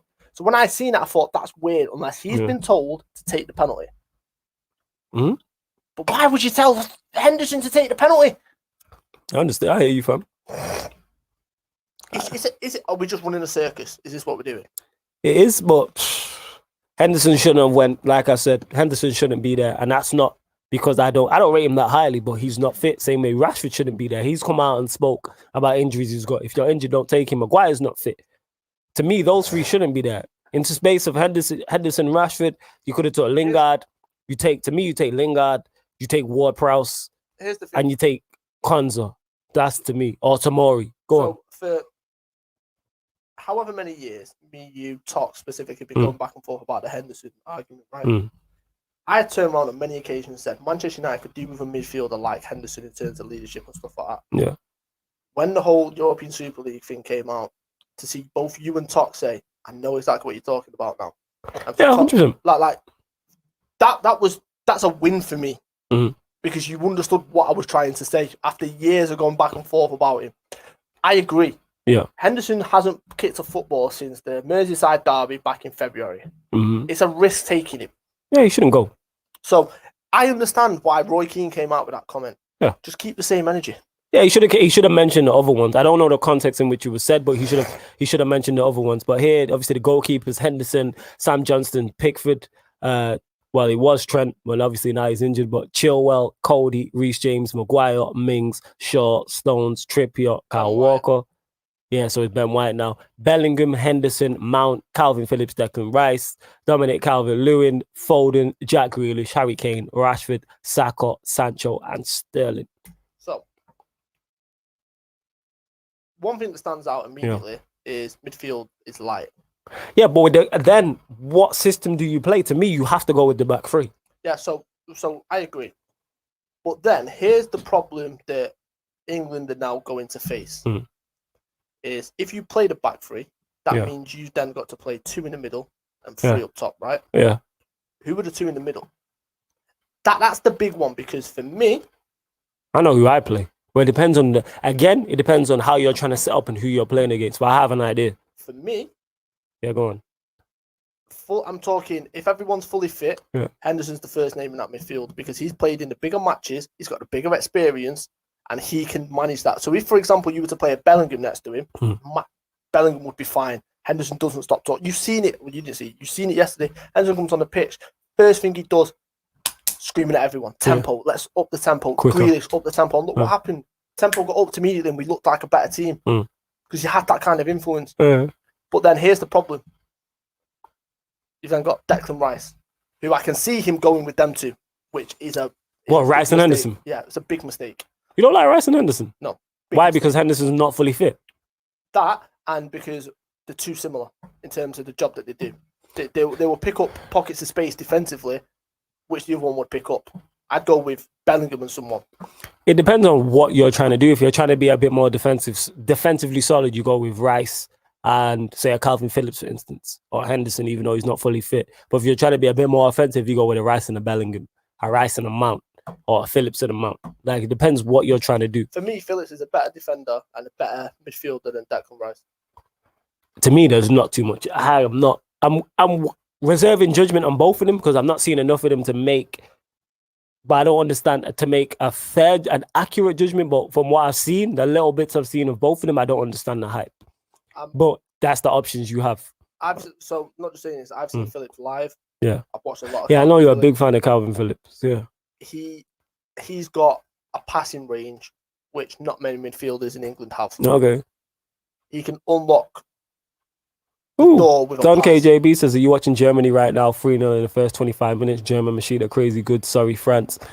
That was, you know what? Side note, that's the team I was looking at, to be honest. You know what I'm saying? That's what it is. I love this. So, go on, fam. Like I said, the big one is the midfield's a big one, but it all depends on what system you play, because I'll be honest, I've gone back and forth with the three at the back. Yeah. I don't think we've got the personnel for the three at the back at the minute. But it's better than the two at the back. You go with the three at the back because you don't have two set. Because with Maguire, I think is the issue. Without him, it's still an issue. If you're playing two at the back, what two is Stones and one over? I'm guessing you're going with. Here's the problem. What'd you go with? So I'm talking specifically about setting up for Croatia. Croatia have midfielders of Modric, Rakitic, Pjanic. Three. Three unbelievable, technically gifted midfielders with the ball at the feet. Yeah. So what you need is straight away, if you go with a 2, you're getting overrun. You need legs in there. Yeah. You need someone to be in their face. You Mhm. can't do that with a 2 because that'll just create a triangle and just knock it around you. And then backs against the wall. It's a brick wall. Everything we hit comes back because they'll just knock it about. They'll dictate the pace of the game. We can't show Croatia too much respect. Right. So what formation you going with? I'd go with a 4-3-3. I'd go with a number 6 and 2 8s to combat their free midfield specifically. Run through your whole team for the Croatia game then. So you're saying 4-3-3. What's your team? Pickford. Yeah. Luke You Shaw. go, wait, Pickford, really? Come on. Because I know how much you're always on Pickford's case. You go Pickford over Henderson and Sam Johnson. Actually, after the save Sam Johnson pulled off yesterday, it's Would Sam you go? Johnson. Would Did you go? see the save? I didn't. No, I didn't see the save. No, You didn't see the save. I didn't see the save. No. I'll Yeah. talk through it, but honestly, But Sam, so you're going. So what goalkeeper you got? I can't believe you picked Pickford. That's not me for 6. No, because I forgot about Sam Johnson. So you're going Sam Johnson? Yeah. When you see the save yesterday. So you're going Sam Johnson? Cool. I was just mad shocked by Pickford. Fair, I would have Loris Karius in that. Yeah, no, that's why I was shocked you picked Pickford. Nah, because you forgot. Yeah, it's calm. So Yeah. Sam Johnson, even Henderson, any of them, I don't mind. All right. Luke Shaw, left back. Okay. Right back. Go with Trippier, right back. 2 centre backs. Stones is one of them. Yeah. Who's the other one? I'd go Ben White. So you go Stones, White. So you're going a back line of Sam Johnston, Trippier, Shaw as fullbacks, Ben White, and Stones are your centre backs. Right. Who's your 6? Right. If fully fit, it'd be Henderson. Okay. So I'd go Calvin Phillips. So Calvin Phillips is the 6. Who's the 2 8s? Bellingham. Yeah. And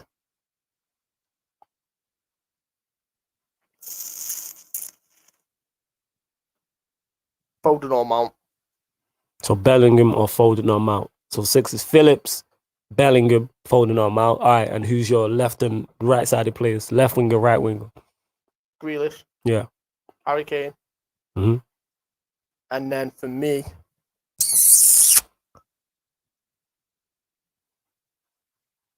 Rashford or Sancho. All right. So you've got a lot of maybes in there then. Because you got the Rashford or Sancho's a maybe. One of your 8s is a maybe also. Yeah. So you got a couple maybes and even a goalkeeper as well. Yeah, because for me, the goalkeeper, I don't mind if it's Sam Johnson or Henderson. You just don't want Pickford. No, I do not mind any of them. But when I'm going to get the save, when you see the save that Sam Johnson pulled off yesterday, I'm saying anyone but Pickford. I'm with you in that camp. That's why I was shocked that you picked him. My Lord, there's not many times I'm breathtaken by a save. This was one of them occasions. It was unbelievable. So the reason why I'm maybe about Foden and Mount is because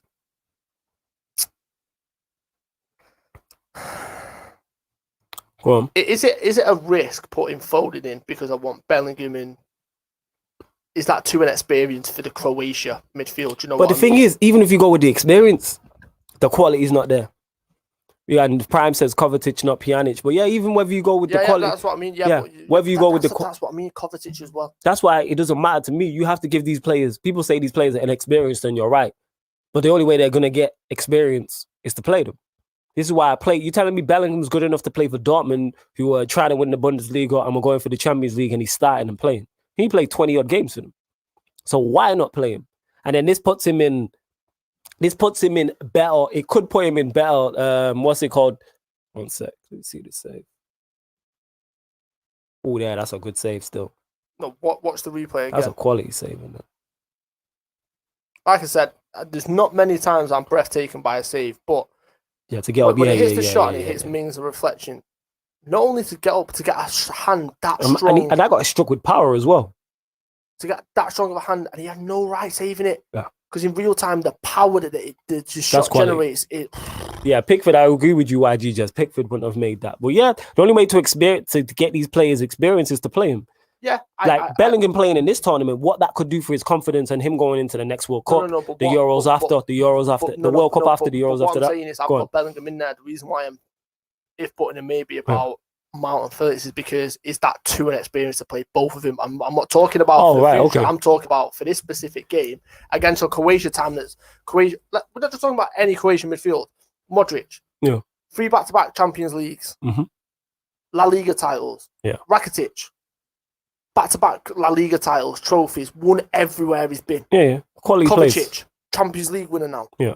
Do you know what I mean? Mhm. Premier League winner. I'm sure he won the Premier League with Chelsea. La Liga winner, back-to-back Champions Leagues with Real Madrid. I don't think he won, but I get what you're saying. But carry on. So the experience they have alone, Yeah. Although I think Phil Foden's better now, he's got more legs. But what I'm saying is that third selection for me, the reason why I'm if-butting and maybe is because There's no experience though. no.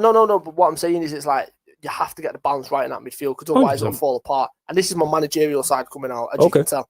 And then the reason why I'm if-butting and maybe about Rashford and Sancho, because the one thing that screams out about the two that I've selected so far, with Kane's dropping deep, Grealish is going to pick up pockets. We need that something in behind.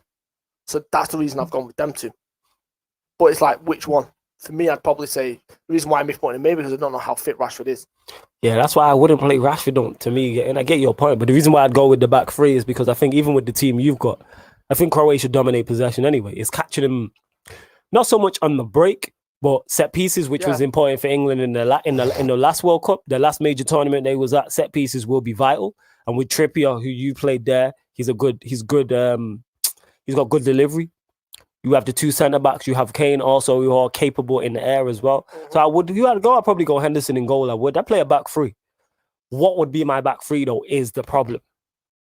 I'm just going to counteract the point. Yeah, go on. There's one defender. Oh no, there's two defenders that actually play a back three with their clubs. Is it who? Ben White, Yeah, at Brighton, Connor Cody. And I know they switched up this season, though, Wolves with Connor Cody, and that's why they didn't look as solid. This is tough, though. Who do I play in my back three? Obviously, Maguire. So Maguire's injured. So I'm basically picking from Ben White, Reece James, Connor Cody, Mings, Trippier can play there, as can Kyle Walker. I'd probably go, Stones plays. Stones is my center. He's the center of my three. Stones plays. This is tough. Do I play Reece James? He has played right side centre back for That's who I'd play. If I'm Chelsea. playing a three, I'd play. So I go Stones, Reece James. Now the difficult part is who plays left sided centre back. If it's a three, I'd have Ben White. I suppose I have to. He's the only other option. Don't rate Mings. Cody's there. So yeah, I'm going a back three of Reece James, John Stones, Ben White as the left sided centre back. Wing backs, I'd go Shaw. Yep. I'd go Trippier. Yep. Then what do I play in the midfield? So Was Rice fit? Because I know he was injured. He was injured though. I think he's fit. Is he fit? I don't know if he's fit or not. Let me know in the comments if because I know he was injured. Then my midfield two. I'm just trying to take the Chelsea model. I'd probably go Rice. I'll go Bellingham in there. I play the ballers in there. Yeah, I'll go Rice and Bellingham. You just say ballers and include Rice in that conversation. Yeah, because Rice can ball though. You know what I'm saying? He's not technically inept. Oh yeah, no, I agree. So yeah, I go Rice. I go Bellingham. So yeah, I've got my back five. So then my here's two a in question: front. do you go with a number 10 or do you go with wingers and a number 9? I go with wingers and a number 9, but they kind of have a free role. I go Sancho, Grealish, Kane. See that's the three I'm not mad at because the last 2 games, the man link up and just So this is the thing, right? Which Grealish is our X factor for this Euros. yes, He definitely is our X factor. To me, he has to play. He starts every game. He has to play. The fact Yes. that he's been given a number 7 is so telling. Oh, he's fit. telling. Says Flawless. Flawless. He's fit. Played last night. Rice. Okay. Do I play Rice? I play Rice with Bellingham then. But yeah, go on. Now I'm playing Bellingham. I know you don't like him, Zane, but I'm playing Bellingham because Zane's our Villa fan. I'm gonna come on to Bellingham in a minute. Yeah, go on. So the fact that Grealish has been given the number 7 shirt is telling. More than anything, he is a starter. He's our X factor because Yes. in competitions like this, one, not only can he relieve pressure in terms of the defense, which is shaky at the moment, he can kill the clock. Yes. What I've seen from him was he dictates the pace of the game. He's your tempo maker. He will speed it up when he wants to, like the 1-2 he had with Sancho and Sancho at the bar. I don't know if you've seen that. Phenomenal bit. Quality, I did see. That's why those two together, man. Phenomenal bit of play, right? So he speeds up, but he can slow it down as well. One thing he also does is, as you've seen, he draws fouls. Yes. Set pieces. Very key for England. That's what I'm saying. Which is why I will never understand why you've got an actual set piece specialist. He should be in the squad. Someone who broke the assist record, and you weren't going to take him. To me, that's why Ward-Prowse should have went now. Yeah, but the problem is Ward-Prowse wouldn't get in that midfield. No. He doesn't get in. But again, because you're taking a 26-man squad, Ward-Prowse might play one game. Yeah. And he might be an extra time in the knockout, and you're like, you know what? Let's throw him on, because we spoke about Grealish. Grealish draws free kicks, the most foul player in the Premier League. A man who scored 2 back-to-back free kicks against Villa, and they were at the highest level. Yeah. To me, you definitely 100%. You should have put Ward-Prowse, similar to Wan-Bissaka, whereas Wan-Bissaka might go and play one game, but that one game can get you over the line. I did the cricket analogy. For those that don't know, when teams play test cricket, they might play 5 test matches. England might go over and play the West Indies, and they might take 2 spin bowlers in the party just to play at 2 certain grounds where spin bowlers are best, but they might not play over 3. How the wicket is, but them 2 tests that spinner plays in might win you the series, and that's how I'm looking at it. You might bring on Wan-Bissaka might come on and play for 20 minutes, and lock down an Mbappe, or lock down a Ronaldo, or Jota, or Perisic, whoever it is may be, or lock down a Leroy Sané, and he might play that one, but that one performance he has might get you from the knockout round to the quarterfinals, or the quarters to same with Ward-Prowse. Who better to have coming on? It's going into extra time, half an hour left, 0-0 tight game, or 1-1. And set pieces are so key, and they were so key for England in the last tournament as well. And you have more ballers to open up teams from open play. But with Grealish on the pitch, who's the most foul player in the Premier League, why not take Ward-Prowse and bring him on? Why not? He's a functioning 6. Okay, is he the best player in the world? No, but I would have took him in the squad. Would I play him from the start? Absolutely not. Would I play him in 90 minutes? Probably not. But extra time, definitely. With his set pieces, 100% I'm taking him. 100%. Yeah, man, Zayn said, man went with the same 3. Come on, Flawless, you redeemed yourself there. Big up to Zayn. But yeah, the reason why I'm going with that 3, because you're talking about being overrun in the midfield. One thing Kane can do is drop deep. Yep. Grealish is just Grealish. And Sancho is capable of running in behind. He's quick enough. That's what, and I'm thinking as well from the bench, tired legs, Sterling, Rashford. So, whilst we're on the topic of England and specifically Jude Bellingham, I'm just looking to the camera. Liverpool Football Club. I want you to offer Divock Origi, because I know that Dortmund were looking at him at one point. No. Offer Naby Keita. Also offer him 50-60 million in the same deal. And go and get Jude Bellingham. Because that kid reminds me of the young Steven Gerrard, box to box. Wow. Okay, that's a big statement. No, honestly. Trent's come out and said it in interviews. Henderson's come out and said it in interviews. Media, pundits have come out and said that this kid reminds them of when Steven Gerrard first broke through into Liverpool and England. He's box to box. He's got that tenacity. He's got that bite about him. And you hear Southgate's interviews where he's talking about how he's putting it on the older heads in the thingy because he's competitive. That was Gerrard. I want him so badly in a Liverpool shirt. It's not even funny. Wow. This kid is special. Special. Which is why I start him in mine. And I started next to Henderson. Yeah. Hopefully Henderson can get in his ear. Come join us. He's I'm not even just saying it. I don't. Yes, I want Mbappe. Who doesn't? I want this kid so bad. It's not even. It's a joke. Because this kid could be the England's future for the next 10, 15 years alongside. Look at what he did against City. The youngest ever English Champions League goal scorer in a knockout round. It wasn't just any kind of goal, by the way. Did you see the finish?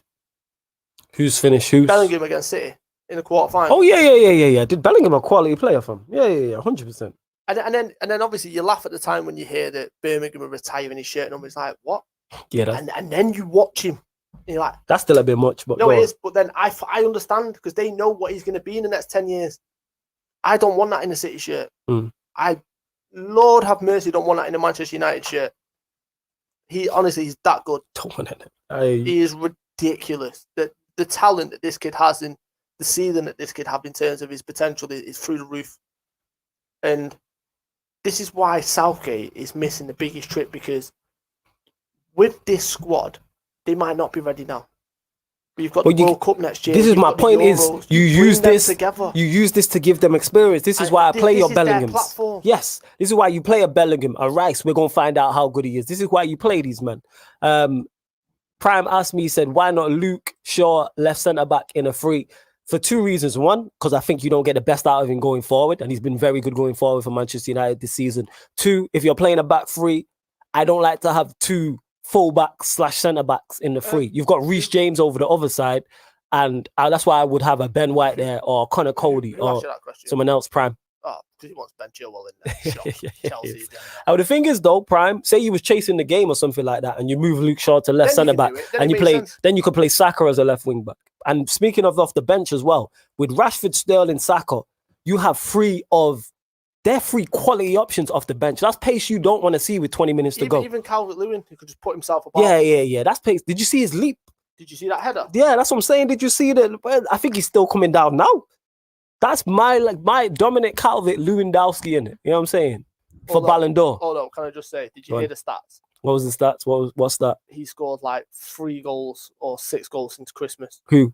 Calvert-Lewin. Yeah, we don't worry about that. Agenda's half of your agenda. No, it's not agendas, it's facts. Yeah, but I'm still going to run in with this Dominic Calvert-Lewandowski and that. That's my guy. Germany 5-0 up. Yeah, 5-0 up. I should have put money on them beforehand because their odds are going to slash now. People gamble responsibly though. Right. Zane's one sec before you go. Zane says, I'm saying Saka left wing back. I'm not mad at that, Zane. If you're going a bit more for instance, when England are playing Scotland, if you want to play Saka left wing back, that makes more sense. Can I just say? But against Croatia, against your stronger teams, where you're going to maybe have less of the ball, you might want a better defender there. But I'm a big fan of Saka. I'm a big fan. Scotland. What about it? Friday, the 18th of June at 8 o'clock. Oh, the pubs are back open. What a game that is. Stroll's telling you Scotland guys to come outside. 1 and 2, he's saying it's coming home. Is that what he's saying? It's coming home. Southgate's at the wheel. Whoa. You do realise that Waymond is Scottish heritage? I had no idea. You learn something new every day, is it? I didn't know. Yeah. Jeez, are you Scottish? Half my family's Scottish. Mad. So, for those of you that don't know, this is crazy. If you're watching at home, type in Glenn Daly on Google, and what you will find is the song that Celtic walk out to was written by my great uncle. Glenn Daly is my great uncle. Mad. So that's crazy. Can we get him on the show? Well, go on. There's reasonable in that face. Because why potentially could we not get him on the show? Yeah, my bad. Apologies. My apologies. I didn't know. Glenn Daly is... apologies. So I'm related to Glenn Daly. My mum's been related to Glenn Daly. My mum's got deep roots in terms of Celtic. Yeah. Which is why it was tough. Gerrard going to Rangers and Rangers doing so well because I love Steven Gerrard. Yeah. But I've got that. But yeah, so the Celtic song, so I've got deep family, and I mean deep rooted in Scotland. So for me, it's always, because my mum's Scottish, it's like... So yeah, who do you back? England. So you back... Does your mum not get on your case about that though? No. Okay. Well, your mum, does she back Scotland at international tournaments? Yeah, no, she wants them to do well, but like she was born in Scotland, but then she moved down at a very young age. Okay. So what about the rest? All right, I'm sure you've got your Scottish side of your family. You are hardcore Scotland. That's what it is. Okay, so then how does that? What have you ever watched games with them? This is interesting. Yeah, but it's like, for example, you see, like they call the Merseyside derby, the friendly derby. Like, come on now, think of O'Shea. Yeah. Everton. Yeah. Liverpool. Like you get that in families. That's true. So it's like, it's just football. It's never that deep. Yeah. So it's like, don't. Like, so you back England, but then do you have Scotland relatives you get onto if England win? Are you gonna? I always want to see Scotland do well. Okay. So in the ideal world, you want England and Scotland to get out of this group? Oh yeah, that'd be phenomenal for me. All right. Okay. I was watching the Scotland game, celebrating when they got through against Serbia. I was loving it. Ah, right. So that's kind of like the nation you have a soft spot for outside of England. Yeah, just because of my auntie, my gran, my family, all of it. So yeah, but yeah, like I said, for those of you who don't know, type in Glenn Daly. Mad. He wrote the Celtic song, so the song that Celtic walk out to every match day was written by my great uncle. So yeah, fair enough, fam. That is fair enough. I hear that. I hear exactly what you're saying. I hear that. Where we at 5-0 before halftime? Germany, yeah, they rolling. I'm saying Saka left wing back. Like I said, it's an option. Prime saying I want Saka at left wing back over Chilwell, to be honest. So here's my right. So this was the question I wanted to ask. Yeah, go on. We've only got 20-25 minutes left, right? Yeah, go on. So this is gonna be a good. Who is your pick to win Euro 2021? France. Who are the dark horses, and who do you think is going to win it? I think France will win it. Dark horses, Germany. It's mad that we're saying that dark horses are Germany. You know, we're talking about. I agree. It is mad to say that, because I was legit looking at like the odds and trying to like, all right, let's look at all the squads of all the teams of all the major nations. So obviously you got France, who are the hot favorites, but then you got England, you got Germany, you've got Italy, you've got Spain, you've got Portugal, all like they're the main teams. But you know what we're going to do on the show, actually, because I did this. Shout out to Disaster when I had him on. Let me see if I can find it on here. Yeah, salute to this, man. Love this. What's it called? Because he's convinced England get to the final. He was messaging me yesterday. He's convinced. I have seen him say that. He's convinced. Like, he put money down. Again, people, please gamble responsibly. And if you're over 18, don't gamble. Organize a show with him again, because I want to have that bet with him. Definitely. I want to have that bet with him. Definitely, I'll organize it. I'm trying to get him on a watch along 100%, but I'll get him on. Let me see if I can find it. What is it? The Predictor 2020. The For those of you who don't know when we're talking about this, we're talking about not UK. Worldwide battle rap legend. We're talking involved in Eminem's film. We're talking about Eminem's favorite battler. Now, this isn't blowing smoke. This is genuinely true. Facts. Disaster is one of the greatest battle rappers I've ever had the pleasure of meeting. One of the greatest guys ever. And honestly, he is a monster. And he is a big football fan. Oh, yeah, he's massive. But yeah, he's convinced. Like I said, he literally messaged me yesterday talking about England. Like, he's convinced because when we did the tournament predictor, his final was England-France. Yeah. His was, and obviously he picked France to win, but he picked England to beat, I think it was Portugal. I think it was Germany or something, because if England finish second or first, they get one of the teams out of the group of death. The green in France, Germany, or Portugal. I was born in Germany, but my parents are both Ghanaians. Unless Ghana is in the World Cup or playing African Cup of Nations, I usually support Germany. I hear you, YG Jazz, and Zayn saying it because Zayn's convinced it's coming home. He's been telling me it's coming on. He said Disaster had me gassed. That show wanted me to have wanted me to open the bottles early. Yeah, Zayn was on smoke. But all right, we'll do this show. We'll start with you. So Group A, Switzerland, Turkey, Wales, Italy. What order have you got it in? Because I know your knowledge of international teams is better than mine. So I'm really interested to see what you're saying. So you're saying Italy? Okay, Italy top. Switzerland, Turkey, Wales. Switzerland. Second. Wales. So you got Turkey finishing bottom. Okay. Right. Actually, I can share this. 1 second. See that? I'm opening it. I can share this. You lot give us your thoughts as well. Make sure. Here we go. Chrome tab. Boom. So you lot can see it on the screen as well. Let me know if you can see it clearly. It should be clear. Let me know, and I will try and make the screen bigger. Right. So Group A, you got it. Right. Group B is Russia, Belgium, Denmark, Finland. Belgium. Yeah, obvious one. Denmark, Russia, Finland. I've heard people mention them as dark horses, actually, Denmark. I've heard people say that. Yeah. Right, Group C is Austria, North Macedonia, Ukraine, Holland. Top. Ukraine, Austria. What's going on here? Austria third, yeah? Yeah. North Macedonia fourth. Right. Group D, Scotland, England, Croatia, Czech Republic. Here we go now. Where's Stroh? England. So you saying England? You saying England top? Yeah. All right. You really think it's coming home, innit? You're gonna be singing Southgate's at the wheel. I don't think it's you on that disaster stuff, fam. I see you. But there's a reason why I think that England will finish top and that's Spain. All right, so England go. Croatia. Yeah. Scotland. So you think Scotland finished third, right? I think Scotland take points off Croatia. Right. So you see England winning all 3 games? No, I think England draw against Croatia, Yeah, beat Scotland, and beat the Czechs. beat the Czechs, but I think that Scotland take points off Croatia. Okay. All right. Group E: Poland, Spain, Sweden, Slovakia. Spain, Poland, Sweden, Slovakia. The reason Alright. why I'm saying Poland is because of Lewandowski. Only reason. He will Alright. single-handedly drag them through. Yeah, he's a marksman. Let me get to some of the comments here. Zayn saying Italy bottling that group. Turkey underdogs. Wow.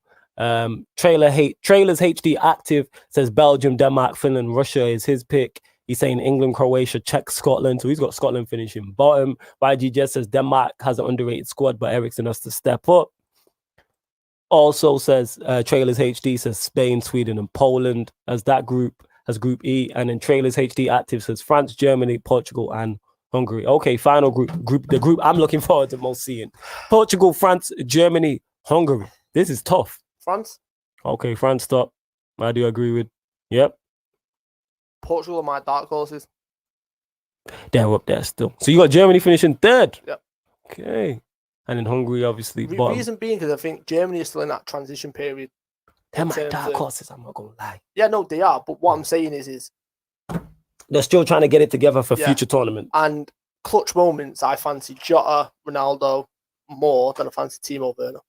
Yeah, but they still have Sane, Goretzka, Muller, They have Diaz, Bernardo Kimmich. Silva. Yeah, Portugal do. Okay then. They're my dark horses. Here we go. And then the four best third place teams, they also go through. So third place, this is Stroh's prediction. You've got Wales, Russia, Austria, Scotland, Sweden, Germany. So you have to pick Germany. 4 from them. So you got Germany as one of the best. All right, Germany. Who else? Scotland. Who else? 2 more. You got Wales, Russia, Austria, Sweden. 2 out of those 4. Sweden, Russia. Sweden, Russia. So Wales don't come. Okay. All right. So that's what you've got. So continue. This is where now this is the knockout. So round of 16. This is Stroh predictions. What a game that is. Belgium, Germany. That's a banging game. Yep. That is. I hope that happens. That's how good you want to see that. Round of 16. That's a final, semi-final. Never mind a round of 16. So what are you telling me? Belgium, Germany. It's gonna mad me saying this. Go on. I think Germany. I think that's mad. No, because I didn't select him in the first place. So I'm saying it's gonna sound me mad saying it. But I just think in that game I'd fancy Germany. France and Germany. Okay, Italy, Ukraine. Italy, Yes. France, Russia. France. Yeah. Croatia, Poland. Croatia. Spain, Scotland. Come on now. Spain. Just making sure. England, Portugal. Woo! Oh, have you Woo! seen these games? England, Portugal. Have you It's seen England, these games? Portugal. That is Have you seen the game? alongside Belgium, Germany. England, Portugal. That Have is you seen them? England. England, Because, Portugal. because You reckon England? 2004. You reckon England get past Portugal? 2004. Yeah. Wow. I can't believe you're picking England to do Portugal. That's crazy. No, it's not. You got England doing Yeah, Portugal. Let me get to the England. comments and that. Hey, do you like in the comments of England doing Portugal? Click England. I'm gonna click it because this is your prediction. This is Holland, Sweden, Holland. Switzerland, Denmark. Denmark. Right. Quarterfinals. This is where it really, really like ties. Germany, Italy. That's another Right. bang. Can I just say? Have you look at the level of games that I Yeah. You have selected the quality level of games. All right. Germany, Italy. Germany, Okay. France, Croatia. France, Spain, England. You really think it's coming home, man? Nah, Just nah, say nah, England. nah, Nah. nah. Don't nah. You Right. want to pick England. So I'm picking Holland. Right, you don't try to bypass that. We'll get to Holland, Denmark, Spain or England. You really think it's coming home? Nah, because here's my problem. Yeah. Go on. Stroh really thinks Stroh's gonna sing it. no, Stroh no, just sing it's coming home. no, you know. no, I'll turn nah, up your mic and mute mine. Nah, just listen. I'm Just listening. listen. I'm listening. Big up Stroh. Spain squad isn't what it was. No, it's not. They can be got at. Yes, We battered them last time we played it. that is true. Quick England. England, even with Laporte in the Spanish Yeah. squad. But all right. So Stroh got England getting to the semis. All right. Talking about the same report. I have to switch nationality because he couldn't get anywhere near the France squad. Yeah, because that France squad's quality though. Also, the same man that couldn't get past John Stones and Diaz this season. Yeah, move on. Oh, this guy. Right, Germany, France. France. Whew, France. that's a hot semi. Right. England. Right, you got England getting to the final. You on that this stuff. You got England getting to the final. All right, Stro. Yeah. What the Suns really hit you. You are really in the spirit. Man has got England making it to the. You're the second. You're the second person I've done this prediction with. Disaster also picked France and England as a final. But what I'm saying is, it's the way it's thingy. I fancy that running. I don't see England getting past Portugal, Spain, and Holland. I don't rate Holland or Spain that highly, but I don't see them getting past all three. Portugal, Spain, Holland. If England do that, they deserve to win the tournament. You know what's mad? I can see England getting past Portugal and Spain and failing against Holland because it'd be the most England thing to do. Yeah, No. Because what I'm saying is Portugal, right? Yeah, you've got Ronaldo, Jota. They don't get past Portugal. Nah, they can be got at. Significantly can be got at. They don't get past Portugal. Spain also, we proved we can beat them.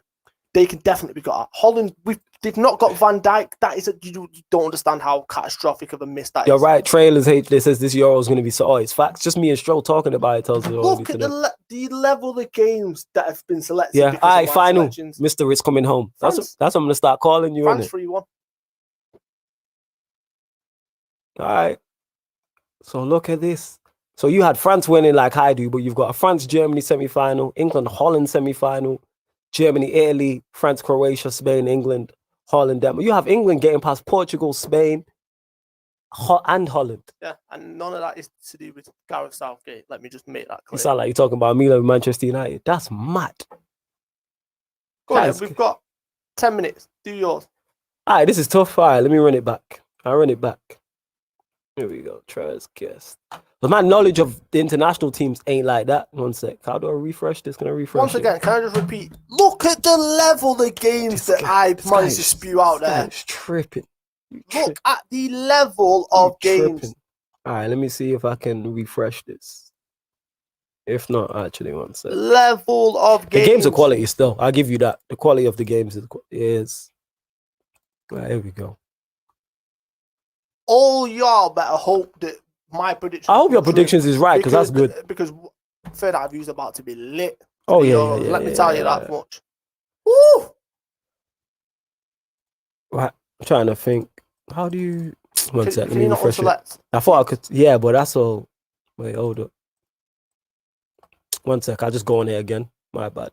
2 2s. Go on there again. I'll run through mine quick. Right, Euro 2020 predictor. Here we go.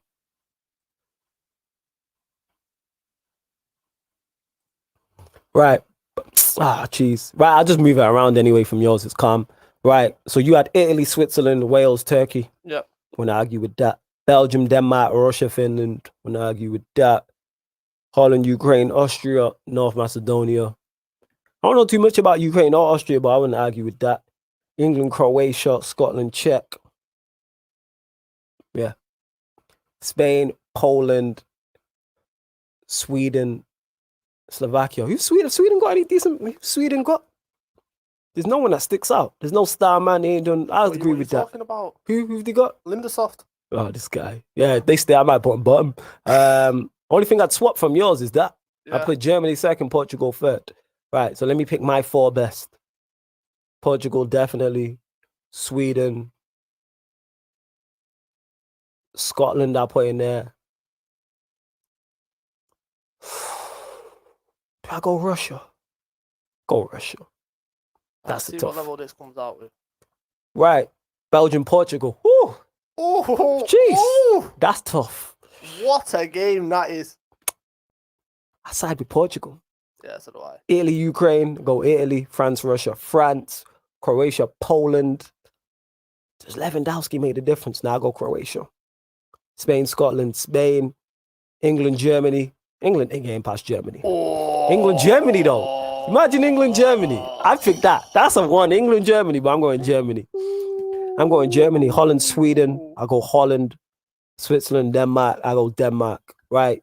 Quarterfinals, Portugal, Italy. Portugal. France, Croatia, I go France. Spain, Germany, I go Germany. Holland, Denmark, go Holland. So my semi-finals are Portugal, France, Germany, Holland, Germany. So I'm saying France, Germany final. Woo! France, Germany final. Yeah, France. Yeah, I need to. Hey, either of our selections, either. Yeah, I don't think you can pick a bad one, to be honest. With that group that you have at the bottom, the group F, the final group, you can't. Belgium will win the whole thing, says Fabio Walsh. Bruno and CR7 link up is crazy. Bambo says big up, Flawless, big up to you. Hope you lot have enjoyed the show, though. We definitely need to get JV on, and that could change. What we're going to do with guests as well, we're going to get guests to predict. Yeah. That's what we're going to run through with every guest. We'll do this predictor tournament. Because I've got Portugal, France, and Germany, Holland on my side. Whoo! Jeez. I got Portugal getting past Belgium and Italy. But losing to France. Germany, England, Germany, Spain. Yeah, I'm putting money on the Germans. Still, I'm not going to lie. What happens if Germany finish? Let me change this around. What happens if Germany finish top of that group? Let me try this. Instead of France. Just hypotheticals. So Belgium, Portugal would stay the same. Yeah, so Portugal, Italy, Germany, Russia, Croatia, Spain.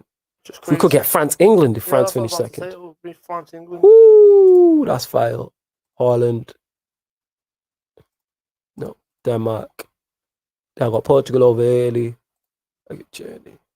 France. You know what's mad? Who finished third in England's group? Finished third in England's group, Scotland. That's who I've got. And they're one of the third place, so they would play Spain. This is... And I still got a Germany-France final, even with France finishing second. Crazy. Yeah, I need to put some money on Germany. Yeah, big up that everyone that's locked in, though, man. I hope you lot have enjoyed the show. We hope we had to get it back to football. We had to discuss the whole racial issues, and we will continue to do that on From a Third Eye View on Pi Radio and every platform myself and Stro are on. But we hope you lot really enjoyed the show, our Euro predictions, obviously talking about England as well. And we're going to continue to and do more research on the international teams, Copa America as well. We will be covering, because I'm going to be doing watch-alongs on Sarcasm City TV. Please make sure you subscribe to Sarcasm City TV as well, because you get football content plus more. Yeah, Don't subscribe. Please do that. Road to 3K. We're doing NBA playoff live watch-alongs as well. Bucks and Nets game 2. I have Germany, Portugal in the final. France out, says Don. KJ. Yeah, man, it's going to be interesting though. Because that first knockout round, whoever it is juicy. It's because of that group. Because of the Portugal, Germany, France group. That's what it is. But love to everyone who has locked in. Stro, anything you want to add before we bounce? Nope. Yeah, man. Love to everyone. We will be back next Monday, and we will be talking you through the Euros. We will be bringing on special guests as well. And this has been From a Third Eye View on Pi Radio. Thank you very much.